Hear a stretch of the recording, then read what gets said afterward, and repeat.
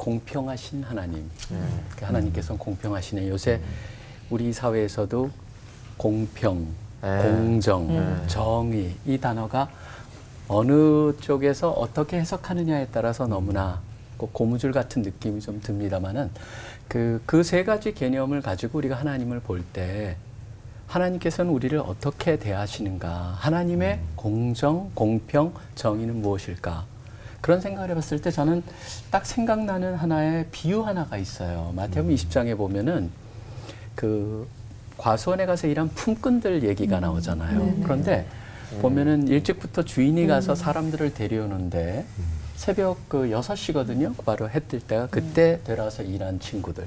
어디는 좀 부족하니까 또 9시에 데려오고 어떤 사람은 12시에 데려오고 3시에 데려오고 그래서 계속 데려오는데 가장 이제 드라마틱한 사람은 바로 6시 끝나기 1시간 전에 11시에 아니죠. 오후 5시에 데려온 친구가 있잖아요.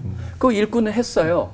근데 그걸 통해서 딱 했을 때 나중에 하루에 필요한 하루에 그 대가를 갖다 데나리온을 한 데나리온씩 주는데 거기서 흥미롭게 비유는 어디서 합니까? 누구부터 줍니까? 오후 5시에 온 사람을 주는 거예요. 하나 딱 줬을 때 신난다. 제일 신난다가 누구겠어요? 아침 6시에 온 사람일 거예요. 오, 예. 근데 보니까 다음 사람들한테 다 하나씩 주는 거예요. 제일 열받은 사람이 누구겠습니까? 6시예요.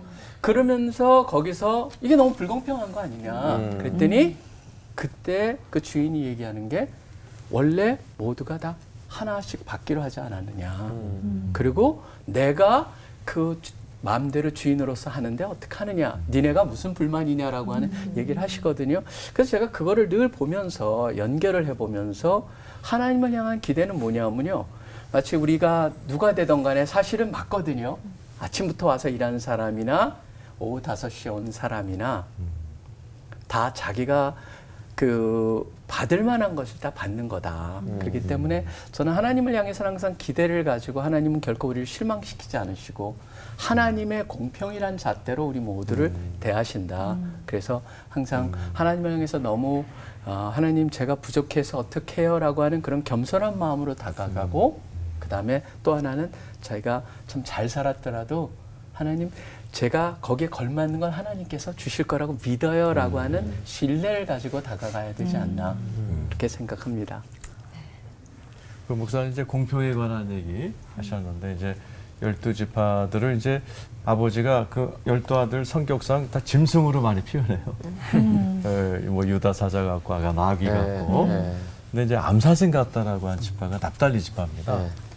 제일 북쪽에 위치하거든요. 그래서 가장 많이 납치당하고 가장 많이 약탈당하던 그런 민족이에요. 그런데 목사님 공평에 대한 얘기 하신 것처럼 예수님이 사역하셨던 갈릴리가 거기입니다. 그래서 예수님의 사역의 90%를 납달리 지역에서 하시는 거예요. 어쩌면 가장 많은 약탈과 납치와 어려움을 당했던 그 지파 사람들을 우리 예수님이 가장 많이 보듬어주는 공평 얘기하신 것처럼 그래서 12지파가 다양성이죠. 다양한 그런 민족성이 있지만은 하나님께서 그들 각자에 맞게끔 인도하시고 또 제가 말씀드리고 싶은 거는 그 12지파에게 하나님께서 아주 그 각자 역할을 하신 것처럼 이 아버지 야곱이 12아들에게 예언적인 축복하잖아요. 그런데 400년 후에 그 여호수아 시대에 가가지고 제비뽑기를 한단 말이죠. 근데 그게 그대로 이루어집니다. 그래서 자녀들을 향해 예를 들어서 아까 시몬과 레위 얘기했잖아요. 흩어지리라.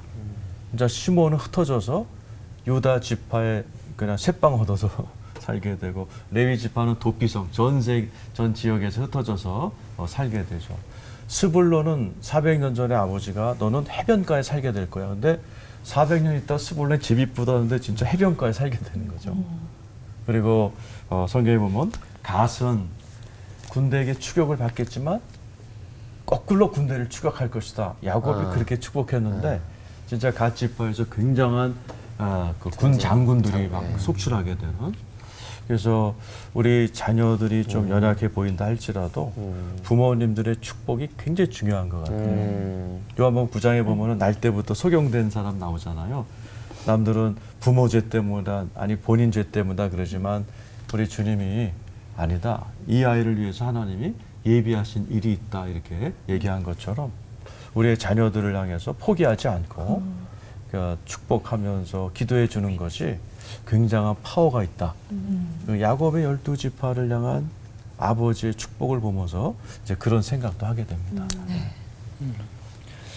저는 그 섭리적 세계관을 좀 가져라. 그러니까 그 다양한 사람들의 그 실수건 또 훌륭한 일이건 다 합력해서 하나님은 예수 그리스도에 대한 그 구원의 사건에 아주 중요한 그 예표들을 보여주시고 있거든요. 그래서 나의 삶이나 또 내 이웃이나 가족의 삶 속에서 있는 또 실수와 죄와 또 훌륭한 점 이 모든 것들이 결국 하나님의 작품이다. 이것을 완성하실 이는 하나님이시다. 그런 어떤 섭리에 대한 믿음. 그래서 사건 자체를 섭리처럼 바라보는 믿음이 필요하고요. 그 다음에 은혜에 대한 시각이 필요한 것 같아요.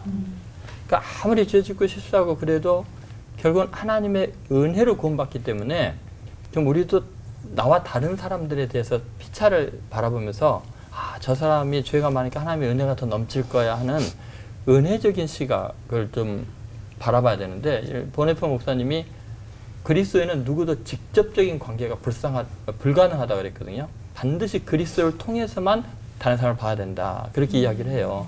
다시 말해서 예수님께서 저 사람을 위해서 피 흘려 죽으신 대상이다. 근데 그러한 시각으로 바라본다면 모든 것을 은혜로 볼 수 있을 것 같아요. 그러니까 요셉이 자기를 팔아넘기고 형들이 자기를 죽이려고 했고 그랬지만 그냥 그들의 행위대로 보는 것이 아니고 하나님의 섭리 아래서 바라보고 그랬을 때 예수 그리스도의 삶의 모델이 된 것처럼 그런 것 같고요. 마지막으로는 신앙의 현재성에 대한 이야기를 하고 싶어요. 참 그 순간순간이 전부 다 하나님과 나와의 결단의 순간인데 그것이 미래에 얼마나 엄청난 영향력을 끼칠지를 모르는 거예요.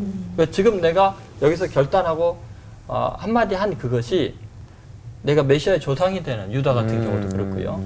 지금 내가 하는 어떤 행동이 그 다음 후손들에게 너무나 영향력이 크거든요. 그래서 신앙의 현재 순간순간이 모든 것일 수 있다는 맞아. 신앙의 현재성.